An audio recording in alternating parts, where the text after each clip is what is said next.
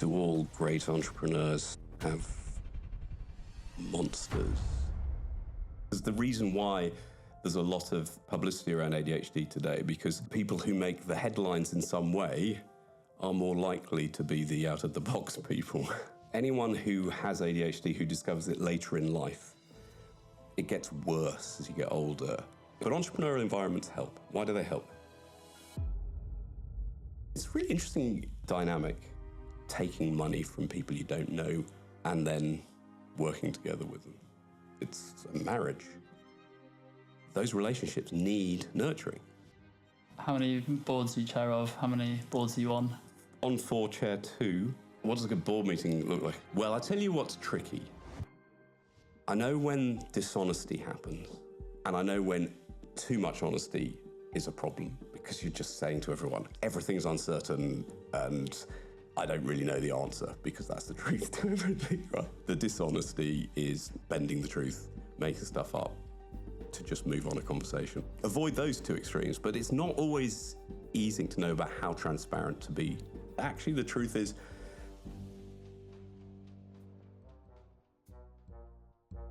so I am Jamie Mitchell, and I am living my best life, I guess, at the moment.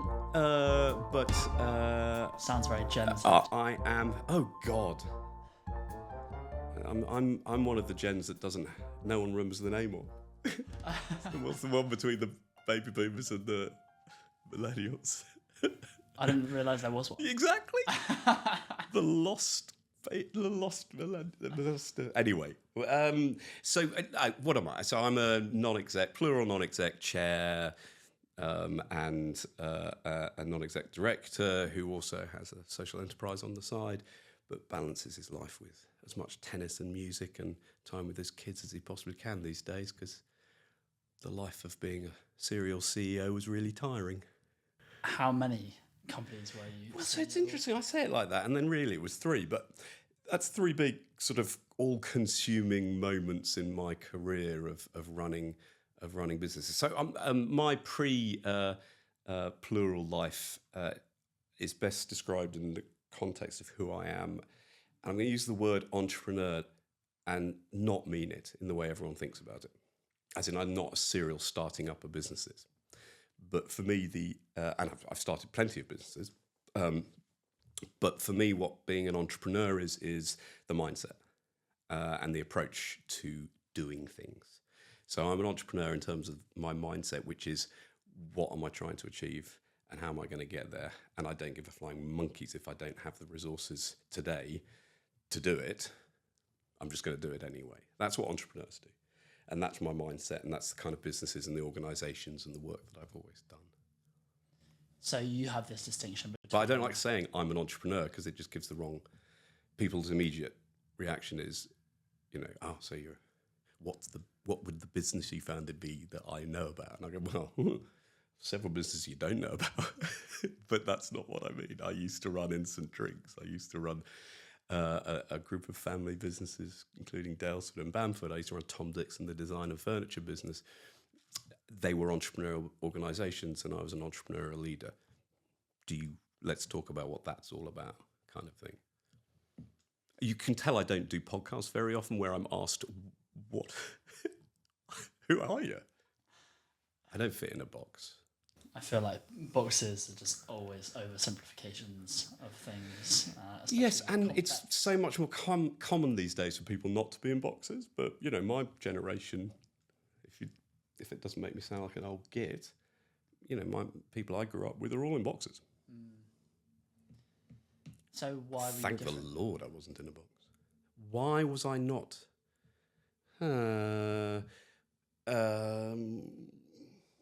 I'm trying not to just jump straight into the fact that because I had ADHD, and you can't stay in a box if you have ADHD.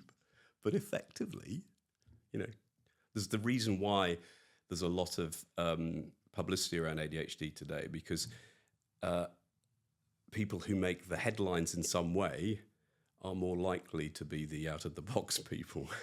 So whether it's entrepreneurs, whether it's celebrities, whether it's the people in the public eye are not the 30-year accountants.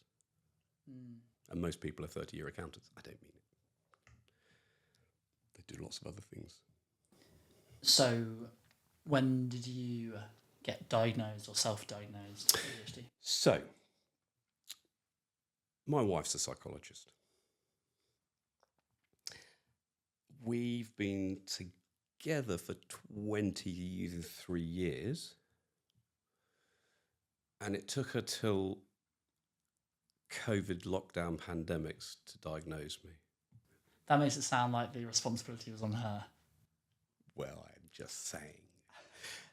What happened in lockdown, and my wife's not a clinical psychologist, so she's not in the job of diagnosing conditions, right? She's a therapist, she's a counsellor, but she's got the knowledge and the skills, and she works with a lot of people with ADHD, amongst other more traumatic things. And she was able to watch me work when we were all stuck in our houses. For the first time, she had this window into my work life. And it didn't take long for her to realise that all those things that used to really piss her off about me in our personal life were being replicated in my work life, and that maybe it wasn't me and her. It's just Jamie's this weird thing. Or not weird. I don't mean to say that's perfectly normal abnormality. But, you know, small things around the house, experiences of living with someone, right? I'm the untidiest, the person who's not going to finish the job they're doing before they're starting something else, the person who doesn't hear you when you talk to them, who interrupts you all the time, drive you up the wall. And she saw me exhibit this and everything else in multicolour, technicolor glory during lockdown, and said, you might want to read this book. And which book was that? No idea. Because I didn't read the book, because that would require getting to the end of it, but I did find a podcast that helped. What I did do is immediately start doing my own research on ADHD, and particularly finding people's individual stories and going, oh my goodness. Looking in a mirror moments, and finding a moment of peace from it, by the way. You know, for anyone who has ADHD, who discovers it later in life, it gets worse as you get older, or at least your frustration with it gets more obvious. And the sense that something's not right has grown and got clearer, but not answered. And it's like putting the final piece in a jigsaw puzzle for me. It's like I knew quite a lot about me and what made me tick and why I was the person I was. And I have a wife who's a counselling psychologist. So, you know, plenty of good childhood trauma analysis has happened. But this was like, and by the way, it's not the final piece in the jigsaw. That's ludicrous, but it's a really important piece in the jigsaw to have unpicked and to tell a story about myself. And that's the power of it straight off the bat, is it helps you understand who you are, what you like, what you don't like. So rather than being negative about the fact that I really don't fancy being in jobs when I was employed for more than 3 or 4 years, and it became quite difficult towards the sort of 4th and 5th year of roles, I could have lent into that a lot more and understood that that was going to happen, right? Most likely that was going to happen. Or to accept that this is glorious. I'm trying to explain this to some board colleagues at the moment. 4-hour board meetings are not really good for the chairman in this case. And everyone will find it a much better board meeting if Will just cracked on with short and sharp. But then, of course, someone else needs to watch the time because I can get distracted. Can you share one of those revelatory moments when reading other people's stories? What was the light bulb? Well, first of all, this does depend on how in tune emotionally you are as a human being to start with, or how much time you've been able to invest in understanding and analysing yourself. Because the less you've done, then the more when you read someone else and you go, I'm just like that. It's like a big flash. And I'm not saying this is true for everybody, but it's quite hard for people with ADHD to meditate, to be introspective, and to sort of dedicate time to thinking about. We're basically motivated by whatever gives us a dopamine hit. And if it doesn't give you a dopamine hit, you can't focus on doing it. It's as simple as that. I could drink as much coffee as I can get my hands on, or, I don't think I would ever have classed myself as an alcoholic, but, once the bottle's open, I wouldn't stop. Or once you open those big tubs of Marks and Spencer's chocolate thingamajigs, I can't stop. Anything that gives you a dopamine hit, you say, I need more of that because I'm missing that in my life. I don't know why I went on a little rabbit hole thingy there. What was it about those things that was revolutionary? And it's just more reading about other people who are like you, because by then you've kind of come to the conclusion that you're not very good at stuff in some way. And that's not to say you haven't achieved great things. You have to convince yourself that what you've done has been really good, because deep down you just don't believe you've done your best. You think that there was sort of something that wasn't quite right all the way along. It's hard to explain, and it's also hard to explain to people in this day and age. I try not to talk about it as much as we are right now, because if you don't do a good enough job of it, everybody just goes, "Oh yeah, I've got a bit of that." And of course, we all have a bit of that. We all procrastinate. We all can't. We all get distracted. We all stare too much at our phones and all the rest of it. But what people with ADHD have is 7, 8, 12, 24 of these markers all hitting in quite an extreme way. And that's what ADHD assessments give you and tell you. How have you changed how you work? Well, oh God, it's a work in progress. I mean, let's be clear. This new understanding has come at a time when I'm building a new plural career that has less structure around it than anything I've ever done before. So it's Perfectly suited. Yeah, not really. But and yes, it's perfectly suited to where I am in my life and what I want to be doing. But it requires the kind of organizational skills and focus on administrative stuff, as anybody who emails or WhatsApps me knows that I'm not so good at giving it. Okay. But it's a constant work in progress. And actually, there are these people called ADHD coaches, and to a certain extent, Erin is becoming a bit of an ADHD coach for me. It's just a series of simple things you have to just get into the habit of doing. Habits, great. Structure's great. Getting up at the same time, going to bed at the same time, doing things in a structured, really structured way so that it feels part of, well, this is what happens now, this is what happens now. The problem is when you've got a to-do list, as long as we all have, prioritising it, being effective on it, not ignoring important stuff that doesn't interest you, but equally not wasting all your time. Because the flip side of ADHD is you get hyper-focus, which a lot of people, there's a lot of talk around overthinking, and it's so hyper-focus can be negative too, because it can lead you into this overthinking. I mean, I could spend days going through Amazon looking for the best $9.99 something that I need to buy, rather than, or I can get one more little bit of a star or one more 5p off it. There's got to be a better deal. I mean, you never know when to stop when you're enjoying a task. I love how that's the task you go to when thinking about enjoyable tasks. Lost in a spreadsheet would have been a youthful endeavour. Lost in music production. Sadly, I can't get lost in music making because I play trombone, and your embouchure tells you to stop. It gets tired. But if you're working with a set of recordings and trying to, or podcast editing, I can spend too long on that.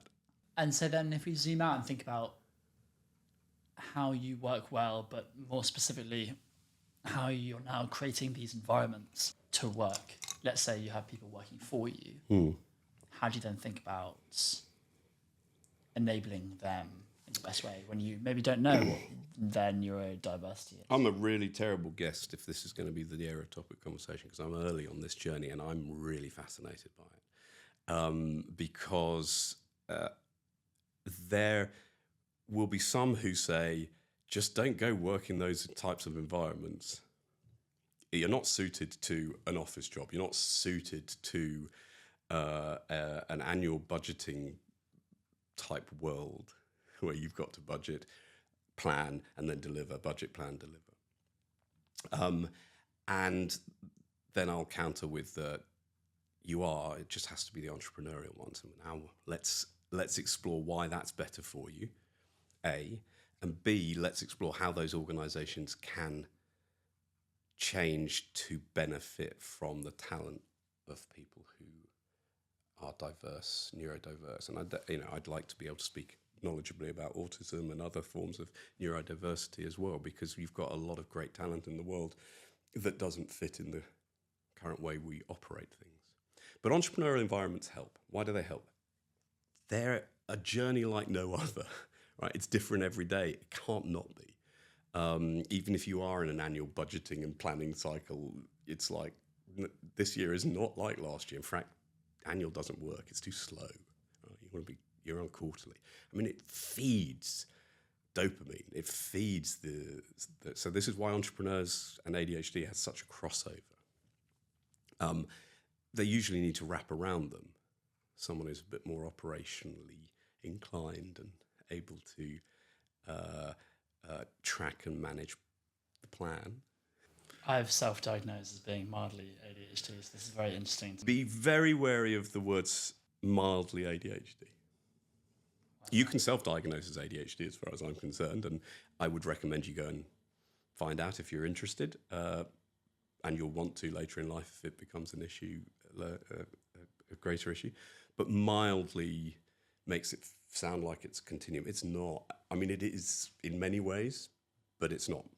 The scientific evidence base behind how they define it, the 3-4% of people that have ADHD are so outliers in the way this all packs together. So being mildly, you are or you aren't. And that may not be scientifically true, but it's important for taking ADHD seriously. Because as I say, a lot of people like to say, oh yeah, I've got a bit of ADHD. No, you don't. You either have ADHD and it's, it's both a blessing and a curse, or you don't. So what does that mean to take it seriously? Well, because I think if people say, oh, everybody's got a bit of that, there's a lot of press at the moment that is saying we've overdiagnosed. There's too many people now saying they've got ADHD. And in the US, it seems like 8% of children have it, right? We know that can't be the case. So there is risks here. This isn't you can't take a blood test, you can't have a scan. It is a psychological assessment, which is prone to human error or other. And I personally would be concerned about an ADHD industry being set up where it's in the interest of that industry for more and more people to be classed as having ADHD. The minute you have sort of people saying that, or people saying, oh, everybody's got a bit of that, haven't they? Then you're not understood as a neurodiverse individual, because you're just a little bit worse than other people on stuff we all suffer from. It's not. It's a debilitating condition, or it can be, and it is for many people. And if you have it, it doesn't necessarily mean you want to do anything with it. It's just good to know. Lean into it. Enjoy it. And so what are the superpowers that having ADHD gives you? So if I had not got ADHD and studied the literature appropriately rather than just scraped off, what I've learned from a few quick internet searches and podcasts, I'd give you a better answer than this. But I'm pretty sure you'll find the most creative thinking will come from people with neurodiversity. This ability to focus when you are focusing is extraordinary and mind-blowing. It means your quality of output can be exceptional. I mean, there's a lot of people that drive the arts that have ADHD as well for similar reasons. I don't know. I'm exploring. I'll tell you when when I figured out some more. Exploring and then getting distracted along the journey. But do you know what, though? The most important thing for me that it gave me, the diagnosis when it came, was an extraordinary sense of peace that I had never experienced before. It hasn't stopped my brain running at 1,000,000 miles an hour. It can't. My brain's just going to do it, constantly looking for that thing that's going to give me a dopamine hit. It's just going to, I'm sure I could probably go and live in a monastery for 6 months if someone would handcuff me there and learn how to slow down that brain. But it gave me a real sense of peace, which makes me a nicer person to be with and be around, I hope. But it also makes me not less interested in what others think, but far less interested in an external view of me as I am in how do I have a good day today, or what's this year going to be? What can I do this year to be really, to enjoy it as a passage of time? I'm goalless, by the way. This has come from being, basically being older and leaving full-time work as well.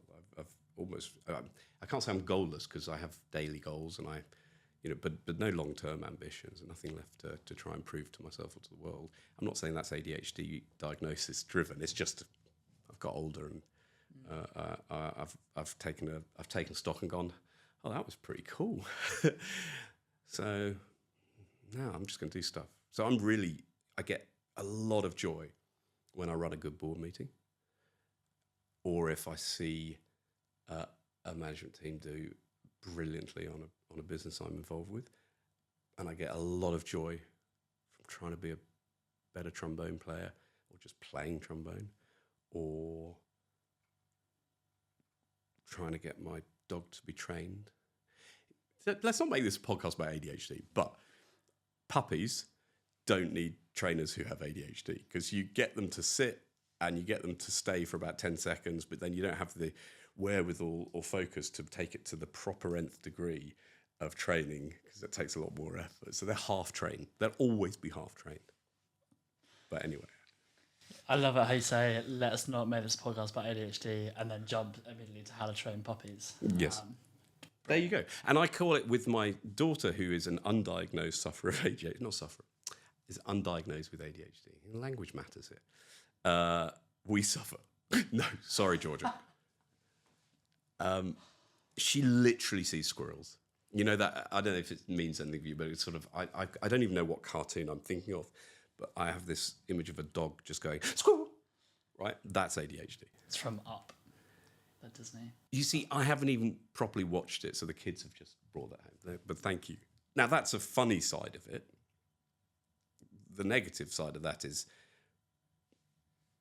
not hearing people and interrupting people.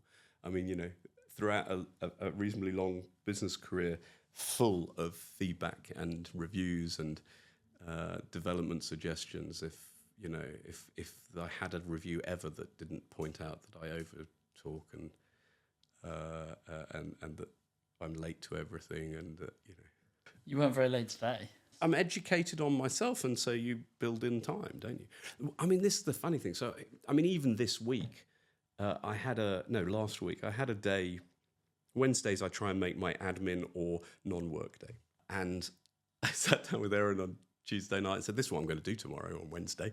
Look at all these things. She said, you can do the first 2 things and that's it. And I went, don't be ridiculous. I barely got the first 2 things done. But it felt good because I pretty much did. So expectation management's huge. I'd love to wind That's back where to peace comes. something you said, which was you get a lot of joy when you run a good board meeting, and you get a lot of joy when you see management teams performing at their best. What does that look like? What does a good board meeting look like is a question I've been struggling with this year, because I just reviewed one board and I'm now trying to review another one. I think a good board is where everybody knows at the beginning of the meeting what you're trying to achieve. Like any meeting, by the way, right? I wrote some meeting rules. See, here we're going down a rabbit hole. When I was MD at Innocent, I was quite fixated about meetings and having them effective. I don't know why, anyway. Probably because I wasn't very good at meetings. Anyway, I wrote some basic rules. Shouldn't be more than 5 people in a room. You should. Well, I think there's a scientific reason for not having more than 5 or 6 people in a room. You should all be clear on what the agenda is, and you should sort of park things that are non-agenda, and you should make sure that everyone's clear on what the outcomes were. All these sort of good stuff, right? Good practice in meeting etiquette. I would apply to a board. Do you know why that board is meeting today? If there's no real decisions to be making, it's just trading update, great. Don't call it a board meeting. Have a trading update and spend an hour chatting about how the business is doing. But if there is an agenda item with a presentation attached or a guest attached or someone in the room or an issue being discussed, what's the decision? And an effective board should be chaired in a way that everybody who has something of relevance to contribute to that decision has made their contribution and been heard. And then you should really measure it on the quality of the decision made. But that's a longer term thing. All this stuff is quite hard anyway to do. And it's really hard if the chair has got ADHD. I'm not selling my chair credentials right now. Strike all of that. I'm a great chair. Actually, you don't need to. How many boards are you chair of? How many boards are you on? On 4, chair 2. On 5, chair 2. Depends if you include all together on that. So commercial gigs, 4 non-exec roles, 2 chair. So then what is unique about a board meeting from any other meeting you'd have in a company? Well, I mean, this is the ultimate decision-making moment. So this is where direction can be changed, where success can be defined, where energy starts, frankly. Being a CEO of a business where board meetings are a drain, and I know I have been in some that I feel that way about, and I know I have chaired some where CEOs have felt that way. I mean, it's not a great way of starting or ending a month.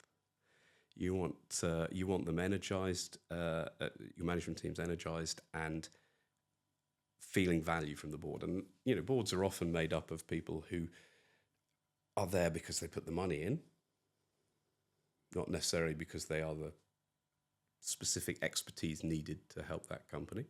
So managing those conversations and making sure the right contributions are had and the right people are heard and all the rest of it, it's really quite hard. But, as is chairing any meeting. So I guess the difference is, I don't want to call it the power of the board, but effectively it all starts from there, right? If we don't know what success looks like, how's anybody else? So whilst I would put that all on the head of a CEO, of course, as well, in the organisation, this is the CEO's sounding board, moment to reflect and be challenged, to make them better, where they get judged, hopefully in a very positive and constructive way. I'd love to double down on this topic of board meetings and how they work well and how they potentially work less well. Let's do it. Let's start basic questions. When should a CEO appoint a board? Well, you always have a board, let's be clear, right? As in, the company has a board of directors. It might be 1 person, 2. If by having a board, you mean a regular structured board meeting attended, I guess, by people other than the management team, I see no reason why that shouldn't be as early as possible, but it should be as small as possible, as early as possible. Boards are not the same beast in a small early stage business as they are obviously in terms of big corporates where they become all about governance and box ticking and all sorts of weird and wonderful things. But, even larger scale ups or mid-market private equity boards, they're very different things. At the early stage, you may not have a product yet, or you may not, you may not have your product market fit. You may not have an engine for scaling this thing. You're going to want to turn left at a click of the fingers. You've got to have a nimble board. That isn't a large board. By default, the larger the board, the more points of view that are get to be dumped on the table, and the harder it is to move quickly. That also means you have less diverse thinking around the table, but that's okay. I think in the early stages, you're not going to change the world day one by having a large gathering of non-executives democratically voting on what direction to take the business. You lose the ability for exceptional, extraordinary leadership to make a leap and do things really differently. So small boards, but I think having an external sounding board.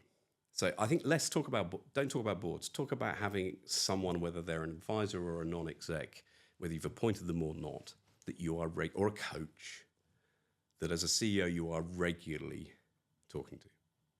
It's the equivalent of having your own counsellor, your work counsellor, your work therapy session. It's so important.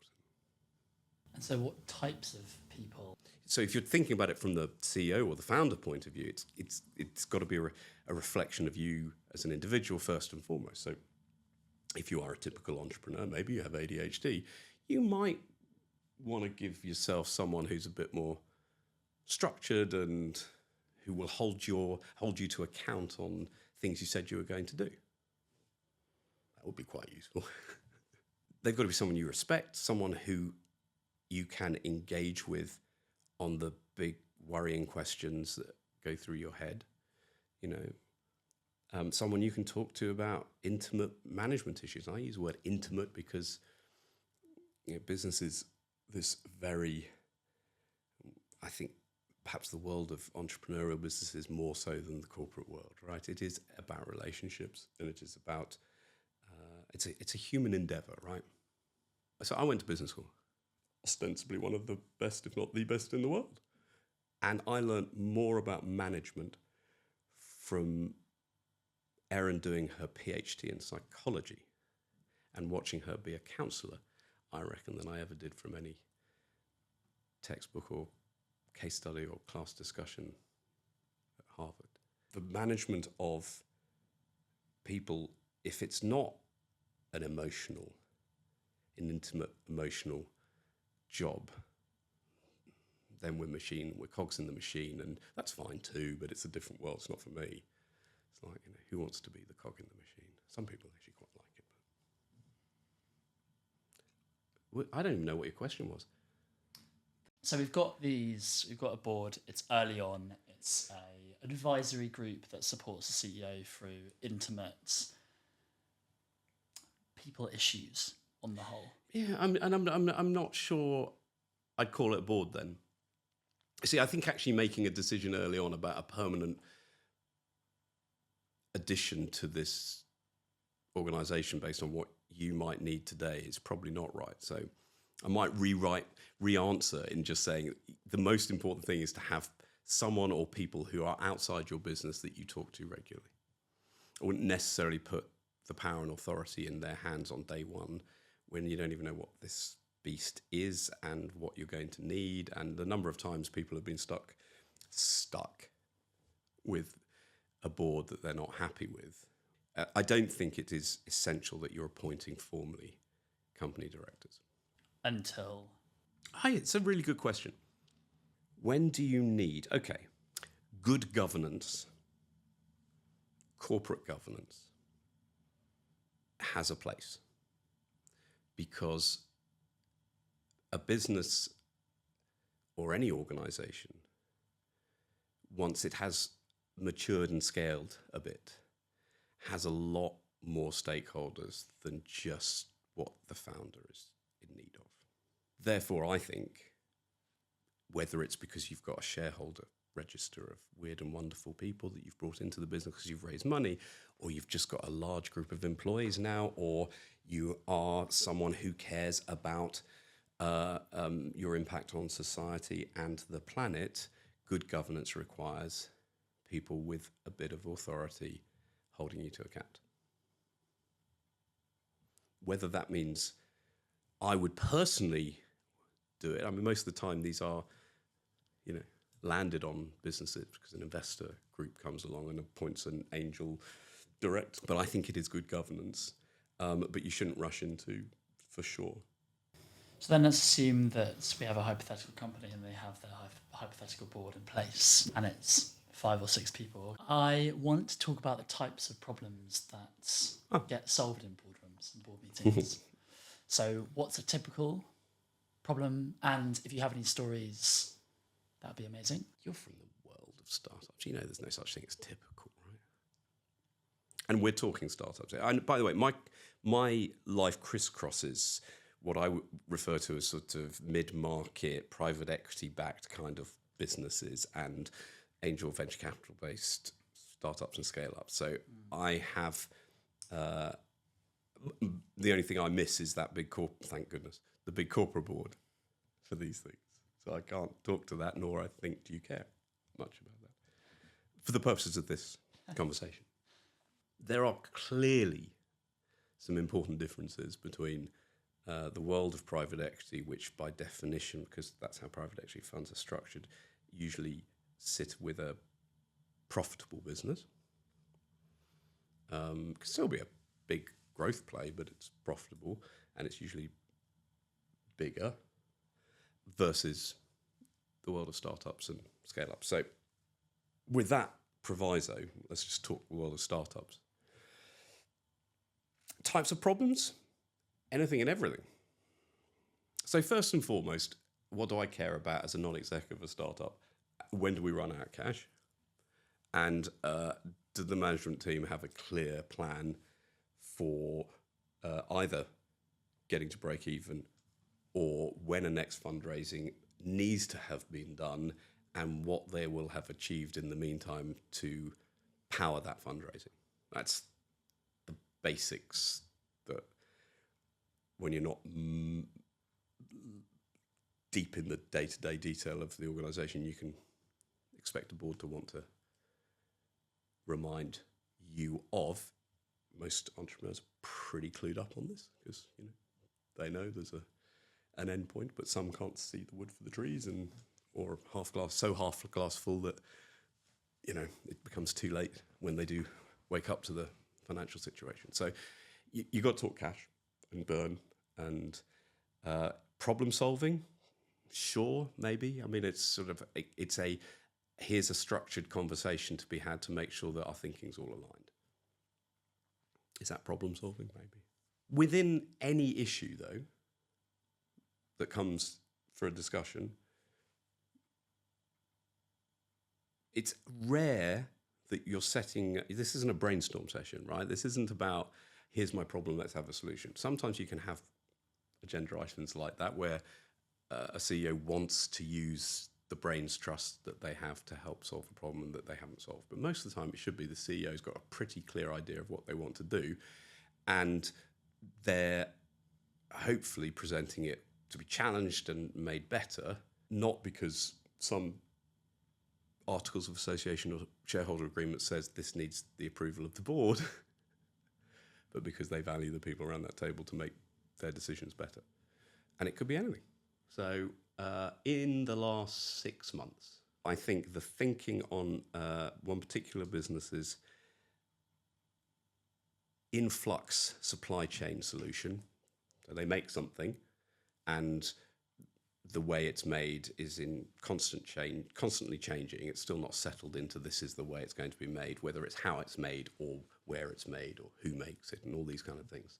There's been some really solid debate and discussion around the board, and the challenge that comes from the person less close to it that's just managed, I think, move the thinking, say, from outsource to insourcing, as an example. Had a management team pretty much on their way to an outsourced solution. Now a much better in-house for now solution. And it's not that the management team haven't made that decision themselves and got to that point themselves, but I can pinpoint the first comment that was made and the first discussion that was had at a board meeting as a sort of moment of slight journey changing. Interestingly, I haven't asked and confirmed that with the CEO and founder whether that's what how they would see it. You know, because they may well say, no, it happened in a management meeting when we discussed ABC. I'd forgotten about that board conversation. So you don't really know, right? But it's really tricky, isn't it? Because a board that tries to talk about, in a startup environment, all the things that get talked about at the management table is in danger of being a frustration to decision making and movement. And there are boards where I think the level of detailed discussion goes too far for the wrong reasons. And boards where I can perhaps go way into detail, things that shouldn't be gone into detail. The board's got to know where it's being useful and where it's not. You've got to be self-aware of that. And sometimes it's best to stop a conversation and say, I don't think there's a clear answer to this, and be very clear what the question is that you have, and then let management go away and think about it, rather than try and use a board meeting as a management problem-solving moment. Are there any litmus tests you can have when you're in your board meeting as to whether we're going too much into detail on a certain problem? You know you're not having a productive conversation if there's tired management rolling their eyes, or if one person is the only person speaking. That's not a constructive moment going on there. If you have a larger board, and again, in this instance, 5 or 6 would be quite a large board, right, for a small business startup or scale up. If you have that situation and you have a chair for whatever reason, then yes, the chair. Otherwise, the CEO's in charge. If you don't have a chair and you don't have a formal board and you don't have the CEO's got to make sure that it's effective use of the resources and the time. And that's why I think, you know, if you haven't got a formalized board structure brought on because you've had an investment round that's created a shareholders agreement and articles of association that have a requirement for a board, right? My first 2 chair gigs, both of which came within 30 seconds of sending out an email saying I was leaving my role as CEO at Dixon. And I don't mean I got the jobs within 30 seconds, but in that one blanket email I sent out to say, ta-da, I'm going to go non-exec, plural. And I got a phone call straight off the bat from Gary, who I sit near to at White Hart Lane, Tottenham fan, who happened to think I'd be a good fit for something. He is in recruitment, but... and then an email I got from an old business school friend, someone I know from business school, just timed perfectly to a conversation he'd had last week in Spain about an investment someone had in Germany. I was just like, weird and wonderful things. Anyway, that German business didn't have a board. They'd raised quite a lot of seed money and were just closing a Series A. So I came on board as chair at that pivotal moment of seed to Series A, which is where you tend to got the formal venture capital in. If you've got formal venture capital at seed, which happens a lot now, that will be when a board gets put together as well. But that's when it becomes formalised. Whether it's got a chair or not, it becomes formalised. Then you should have very clear, what's this board going to cover, how often we're going to meet, what the decision-making responsibility of the board is versus management. You should lay it. It should be all laid out if it isn't already in the articles, which probably will be. Before that, it's informal, and best left informal, as far as I'm concerned. So the CEO's just got to decide what support and advice they need from the people that they are using as an advisory board or for support or help, and manage that meeting well. What really matters here is to an individual setting up and running a business, what do you need to make you better, to increase your chances? And I wouldn't jump into formalising shit too soon because you just don't know. Thinking about CEOs in these meetings, whether they're informal or formal, what mistakes do you see CEOs making such that they don't get the most out of their board? Look, if you're there to have better decisions, better quality decisions, make sure you've presented a very clear question and you're listening to the answers being offered or answering honestly the questions that are being asked. It's sometimes quite hard as a CEO or founder who knows so much to take the time to educate the people around them if they need it on a subject matter. They want people to be on it. Come on, I just need the answers. What's the answer? What's the answer? You can't rush it if you want quality back from people. And you got to listen and then ask questions, which again, if you're a CEO or founder with ADHD, you're not going to do very easily. But you've got to force yourself to make sure you really understand, and you've got to be open to the fact that what you thought was the right answer may not be the right answer. Worse, perhaps, than that would be someone who hasn't a clue and doesn't know and wants the board to help them find the answer, right? I'd rather have someone totally dogmatic in their view and know what they're talking about and what they want to do, because decisions is all that matters in an early stage business. Procrastination, worse. So you want the balance, and I would go with be pretty clear on what you think the answers are, but be open to the fact there's smarts around at your table that can make it a better decision. Well, I tell you what's tricky, and this is definitely a one I haven't got an answer for yet. I know when dishonesty happens, and I know when too much honesty is a problem, because you're just saying to everyone, everything's uncertain and I don't really know the answer, because that's the truth to everything, right? That's the honesty. The dishonesty is bending the truth, making stuff up to just move on a conversation. You could avoid those two extremes, but it's not always easy, I think, to know about how transparent to be with, well, I was going to say with any board, but with people that, I mean, this is true also of management teams, and I'm someone who believes in transparency is the best way to get engagement, is the best way to build culture in an organization. But actually the truth is there's always a limit to what you can say down into an organization.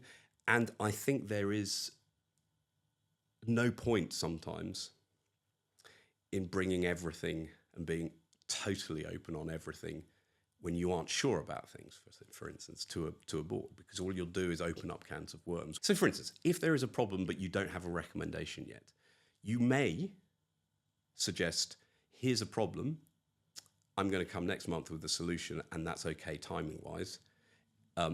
If you think you can help me after the board, I'd love to talk to you about it. But what I wouldn't do is say, here's a problem, and open it up and let everybody tell you it's a problem, because you know it's a problem. So you've just got to be sort of aware of the dynamics of what works and doesn't work in terms of what you're bringing in. But I've seen CEOs and founders then go ridiculously bad the other way in terms of believing their own bullshit and hype and effectively lying, which is obviously a no-no. But it's also of little value. It can't just be an excuse to have your back patted and told what a good job you're doing. That's not what boards are there for. Just, you can't drink the Kool-Aid and bluster your way through a board meeting saying everything's fine. But equally, I think when people are not close to the day-to-day, it's quite hard for them to grasp the subtlety of some problem. So you just got to be careful about how much you want to open up. And I'm a very open person. Who'd have thought? So I probably fell into that trap a bit too much. And so if you assume that the CEO has gone there believing their own bullshit and drinking the Kool-Aid side of the equation, then is it up to the job of the board to call them out on that? For sure. And for a chair, this is a really good role. If you have a chair, this is a really good thing for a chair to do. It's quite a tricky thing. The relationship between a chair and a CEO, or chair and a CEO is hugely high potential and powerful if there's a really good, strong, respectful, and if not codependent, sort of respect and value-added relationship there. And equally, if that breaks down, it can be a problem, because then you can't do the things you need to do in the way that you used to do them. And I don't know. There will be chairs who act like the CEO's boss, but it's not actually true. The chair is not the CEO's boss. They are not their line manager. They do get to do the reviews, performance reviews, but they're not actually an employee who has a job spec saying you have this person reporting to you. They are chair of a board, and a board has a very distinct set of responsibilities to look after the interests of however broad you want to go, depending on your view of stakeholderism. That relationship is crucial. I think. Sometimes, also you have to keep distance because sometimes you're going to have to fire a CEO on behalf of a board too. So it's a balance. Have you had to do that? No. Yeah. How did you do it? Same as you do it in any other regard. You support and develop and grow someone. You give them feedback. If performance is really going problematic, that feedback will go up a little bit. I guess the difference is with any kind of senior person, whilst the law always matters, it tends to be just a grown-up conversation at the end of the day. Sit in the room saying, it's not working. Let's figure out a way to transition. What is the underperformance that mainly causes CEOs to not be fit? Well, I can think of this one instant where there's a founder in the business and the relationship between the two of them has fallen over, say. And the founder was fundamental to the business. Clearly, if it's a failure to deliver, I think that's a lot harder because, frankly, we all know how hard it is to deliver. We all know that in the world of startups and scale-ups moving at the pace we do, things never turn out the way we think we're going to turn out. So that's a much more difficult one. And that's why you see a lot of, especially in the world of founder CEOs, it often from the outside looks like they got rid of way too late because you go, well, how on earth was this person allowed to continue doing this? But that's, it's really hard. How do you assess A, performance, and B, the culture of this is the beauty of startups, which took a while, by the way, for the European venture community to realise the importance of the founder to culture. When I started I set up a venture capital fund coming out of business school in '99, right? Start of the first .com wave. Yeah. It's another story. But in those days, we hired CEOs pretty early on to run the businesses because, come on, founder, you don't know what you're doing. For me personally, it's a no-brainer that it's the founder that's going to make the business, not some hired gun CEO, because they're the one who bring the vision that creates the momentum that everyone buys into, and they're the only one that can talk about it authentically, assuming they have one that's good and authentic. And then the culture of the organisation, because guess what? Most small businesses don't sit down, intellectualise their culture of what they want the culture of the organisation to be, write the values up on a piece of paper and live those values. The culture is set by the founders and how they behave and what's important to them without realising it or by realising it. And when it works well and when that person is the heart and soul of an organisation, you want to hold on to that and keep them in that leadership position as long as possible. So moving founders on, I think, is a trickier. Founder CEOs, super tricky. And I've been in a number of cases as an outsider or independently interested party. As I've seen investors or boards and founders fall out, and watching that play out, it's not fun. And that leads to one of them leaving. I remember very early on in my venture capital career, someone using the very crass line that the golden rule of venture capital. This person probably said he who has the gold, but let's just say they who have the gold make the rules. The golden rule of venture capital. They who have the gold make the rule. The investors don't go anywhere. Investors don't go anywhere. I have seen cases where they've been so worn down they've sold and just moved on, of course, and found you can play that game, but it's not a pleasant game to play. Wear down the investor so much they just say, I give in. I mean, it's a really interesting dynamic, taking money from people you don't know and then working together with them. I mean, it's a marriage. You're tied. Wow. You didn't have the dating for several years, you know. You didn't have you don't know who they are or what, you know. It's fraught as it's a fraught relationship. Can be a fraught relationship, which is, you know, again, back to psychology. Right? Those relationships need nurturing, like a marriage. And that isn't going to happen once a month at a sort of board meeting and nothing in between. So what does it look like?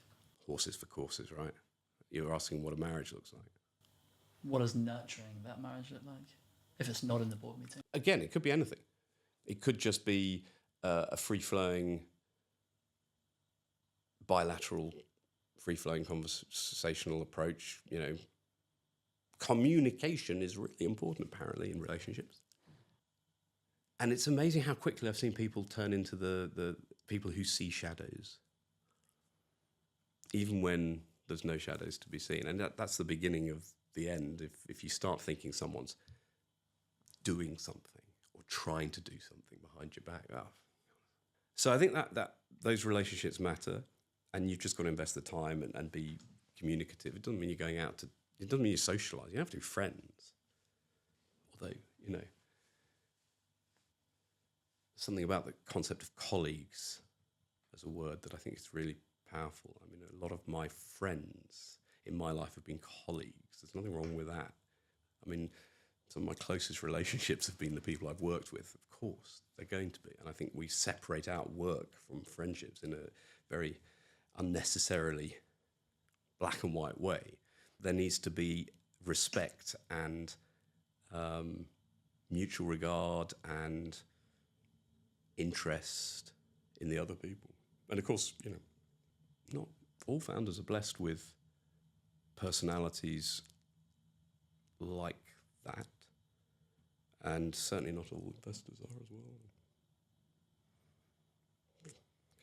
Can be fraught. Oh, and then of course you've got founders who then step up onto boards and as non-execs, and then you've got a whole different set of issues.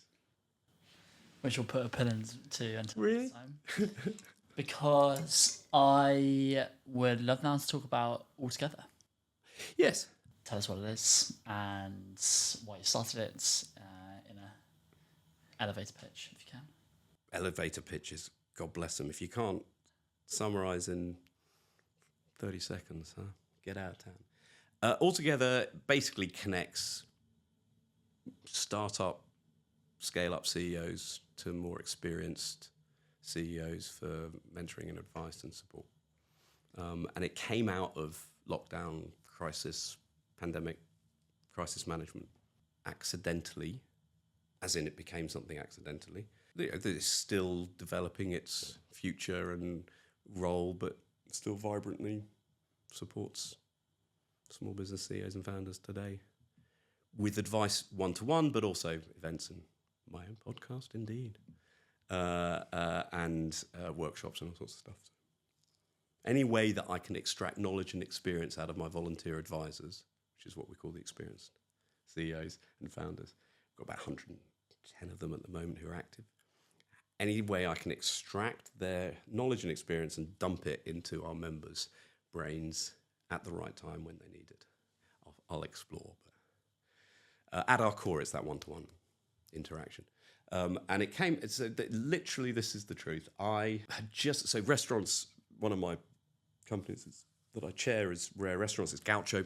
And restaurants like travel were hit before lockdown actually came. No one was coming to our restaurants. So crisis management happened in advance of most companies. So we went through it pretty well, I thought, learned a lot already. And as lockdown came, it was quite clear that everyone was going to have crisis management moments, and B, my portfolio of 2 businesses that I worked with was going to not get added to in the short term because no one's recruiting, so I was saying, what can I do with my time? By the way, I hadn't factored in that schools were being closed. Anyway, so I just thought, well, see if we can help. And it's a classic ADHD moment, right? Great idea, get excited about it, write a little elevator pitch on a piece of paper. I sent it to my friend Irene. So what do you think? Is this silly? Woke up the next morning, she had sent me an email reply saying, I think it's great. And by the way, here's a website. She just pulled together a website. And then I had to do it. Called up 5 friends, said, you'll be the founding volunteer advisors, won't you?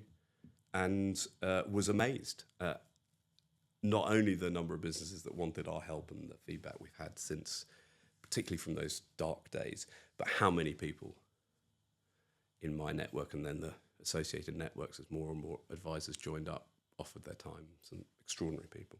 So yeah, it's been amazing, and it's a real interesting double community because we've got this community of startups and scale-ups and small business leaders who, the good ones, are thirsty for knowledge and love their peer learning, and whether that's from other startup CEOs and founders or from the more experienced peers.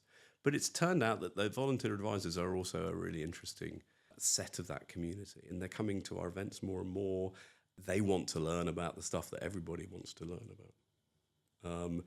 So it's sort of, it's blossoming in ways I didn't realise it's blossoming. As all good companies and communities do. Well, no, good communities, sure. Good companies require a sustainable business model, and as well, that's still something that we are.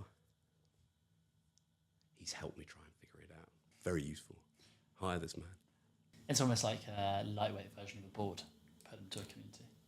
So, it very much so. In fact, my co-founder Gussie, I'm not sure she likes this description, but I've started using it, and you probably said it. It's often, again, ADHD, I often say ideas that I turned out someone else had given me. But I like now to think of it, those 120 people, as my virtual advisory board. It's not my advisory board, but I have access to it. That's pretty cool, because there's some great people on there. So it was born out of crisis management. Has that been the area of help that's continued since COVID, or? No, I think what's interesting is, and it's a marketing challenge to find the founders and the CEOs who understand the value of seeking advice from someone who you can't be sure they're going to be able to answer your query, but they've definitely got a pool of experience, and you're willing to invest the time to have a conversation with someone while you try and figure something out. That willingness to say, I don't know the answer, and I'm only going to find out the answer by talking to people and mixing with people who might know the answer. Finding those people for the community is the marketing challenge. Because there's a bit of a black box element. You can't just say, oh, Adam Ballon, he founded Innocent, I'd like to have an hour with him on the phone. We have to manage the time of our volunteer advisors. So you have to tell us the problem. We'll tell you who we think will be able to help you. And I think that's a barrier that only is minimised by entrepreneurs and CEOs who are open-minded and like asking for help, are happy to ask for help, are secure enough to ask for help. Which then also applies to your board. Yeah. Hey, asking for help's a really interesting concept. As in, I'm not saying you have to say the words, I need your help, although that's very powerful when you do. But showing your vulnerability, I think lockdown was a moment for business where you saw more vulnerability shown from business leaders, CEOs, founders than I think we normally get. The magnitude of what we were facing was okay to be vulnerable and open and say, I don't know. But equally, you can't just go around, as we talked about earlier, telling your team and telling your partners and telling your investors, I don't know. So it's the balance of how you show that vulnerability and when you show it, and it's got to be for that moment of I need your help. I said it to my wife a few weeks ago, and it's interesting. I mean, partners, they're there. They're constantly there for us to give us help. But actually using the words, it actually sounded quite... I don't think I'd actually said it like that before. So we have this balance of transparency, vulnerability, asking for help from the right people at the right times. And yet, the world is changed by people who show none of that.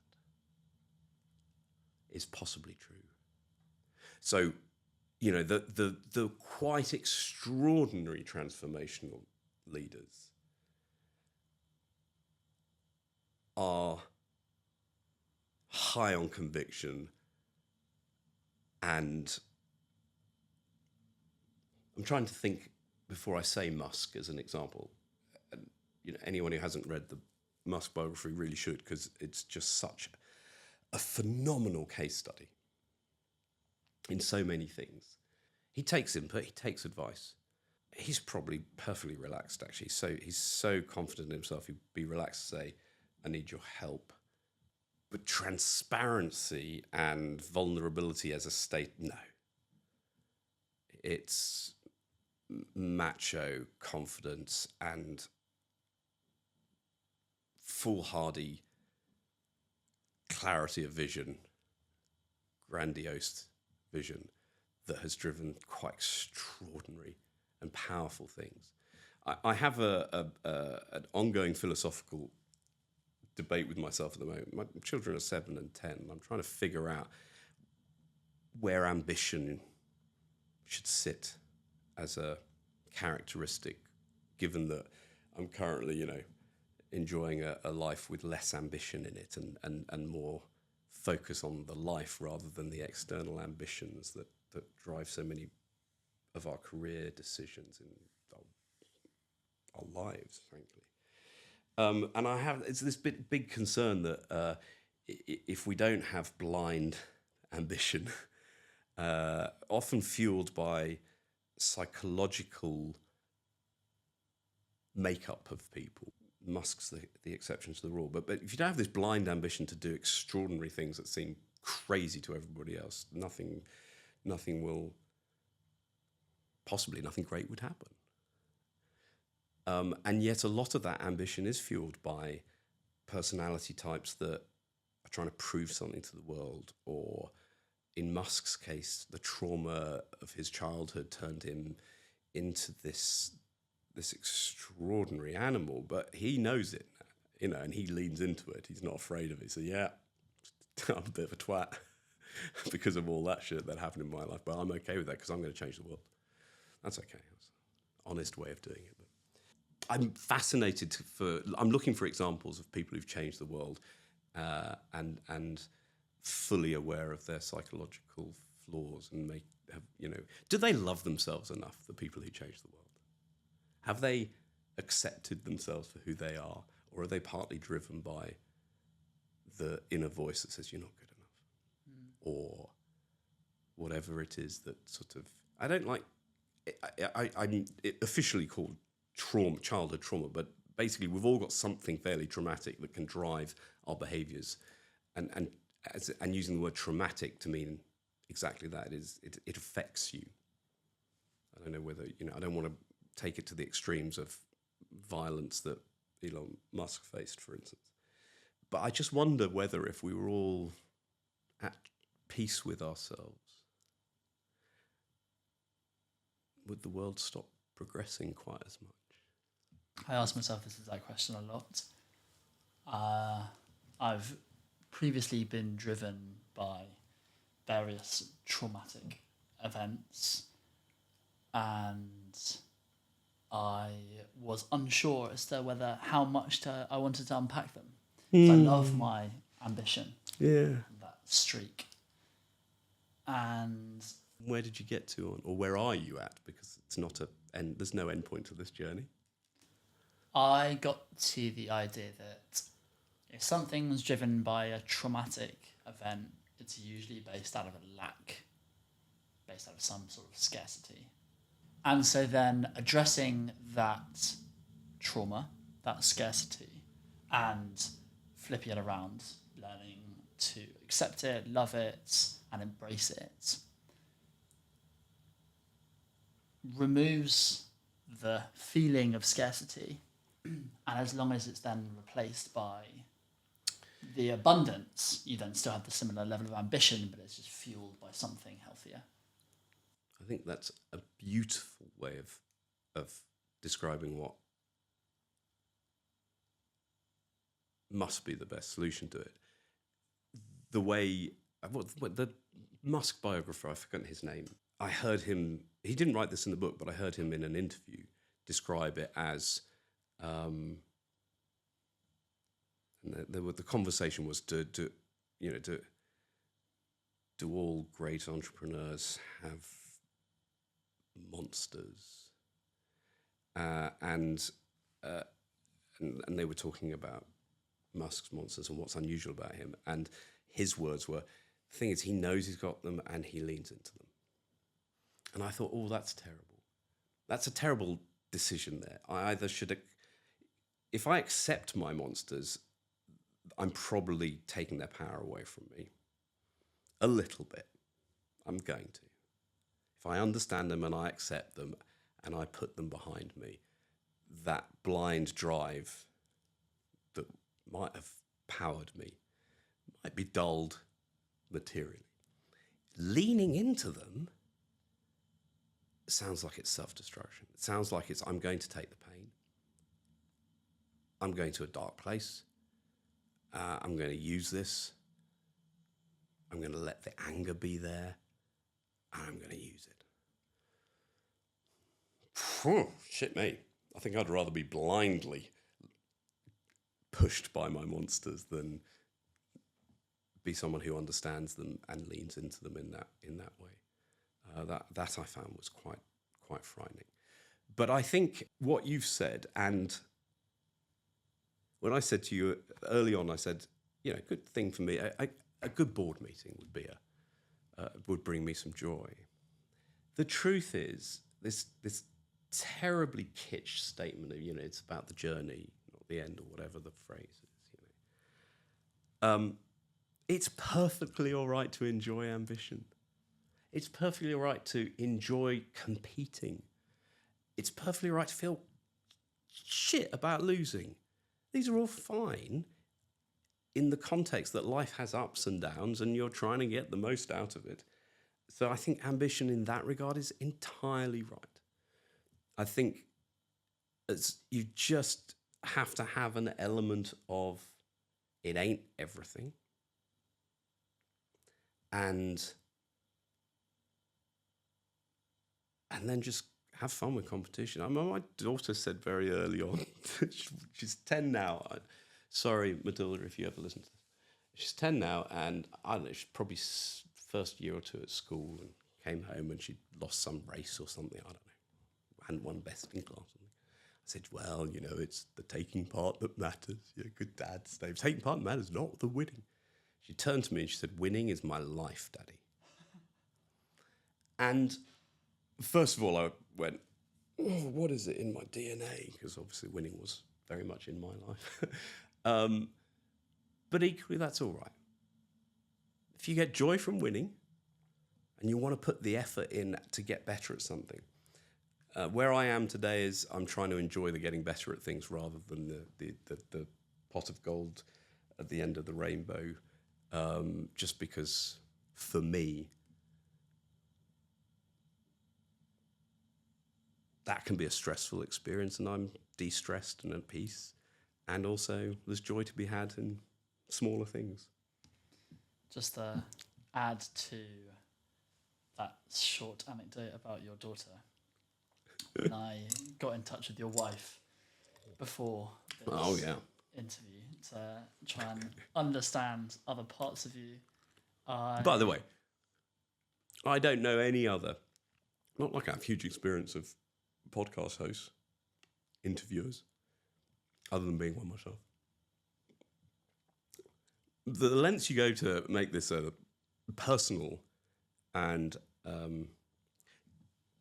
you've brought the attitude of service and hospitality to the podcast. I'm fascinated by whether there's an element of invading someone's personal life by talking to their partner about what I know not, but I'm about to find out. I don't know, but I've enjoyed my experience, so I guess it worked. But yes, what did my wife tell you? You gave me her number, remember? I did. Well, because this was an experiment for me going, okay, what's going to happen? What are we going to get from this? So I asked her, are there any stories that summarise who Jamie is at work or at home? Oh, dear. And she said, this morning he created and printed out a piece of music for our 10-year-old based on the notes she's mastered on the flute. He notices, creates, expands, and makes things grow and evolve.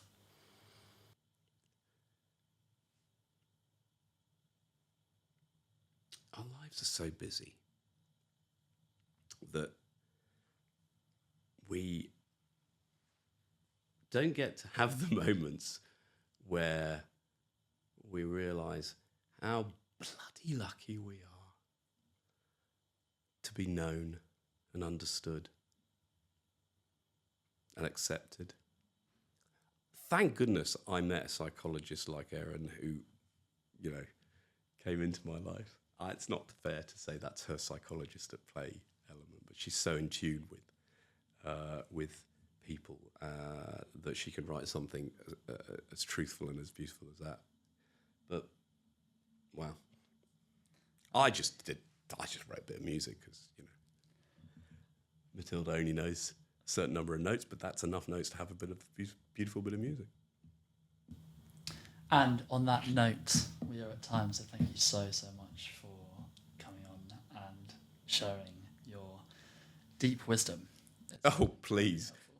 Let's just, my anecdotes, my own experiences. But it's my pleasure. I've enjoyed it. Thank you. I've learned a lot. Thank you. I've learned a lot on how to listen more in podcasts too. You're good at that. I'm not sure you got ADHD, mate. I mean, you just didn't interrupt me anywhere near enough. I had to fight myself off from interrupting. Well, you can fight yourself off, says it not. Yeah, that's true.